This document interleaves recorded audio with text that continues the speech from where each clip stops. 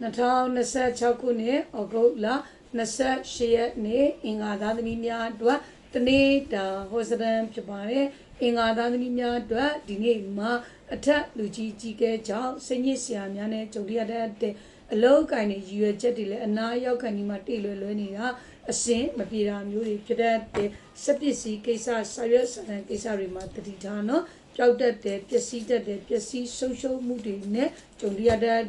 အင်္ဂါသားသမီးများအတွက်ဒီနေ့မှာငွေကြေးနဲ့ပတ်သက်ဆက်နွယ်ပြီးသားလို့ရှိရင်မိဘဆရာသမားတွေရှိကနေပြီးတော့အထောက်ပံ့ကောင်းတွေအကူအညီကောင်းတွေမရည်ရွယ်ဘဲနဲ့မထင်မဖဲနဲ့ရရှိတဲ့ကျမ်းမာရေးအနေနဲ့လည်းတတိထားနော်ခေါင်းမူတဲ့ခေါင်းကိုက်တဲ့ဝေဒနာမျိုးတွေခံစားရတဲ့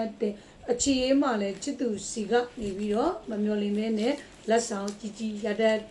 အိမ်တော်ရေးမှာတော့အင်္ဂါသားသမီးများအတွက်ဒီနေ့မှာအေးချမ်းတာယာပြီးတော့အဆင်ပြေအောင်မြင်နေနော်အကျိုးပေးတဲ့ကဏ္ဍကတော့နှစ်နဲ့ကိုဖြစ်ပြီးတော့အကျိုးပေးတဲ့အရောင်မှာပန်းရောင်ပဲဖြစ်ပါတယ်ရရအနေနဲ့မိမိအိမ်ရှိဖျားမှာကိတ်မုတ်ကလူပေးရမှာဖြစ်ပါတယ်ရှင်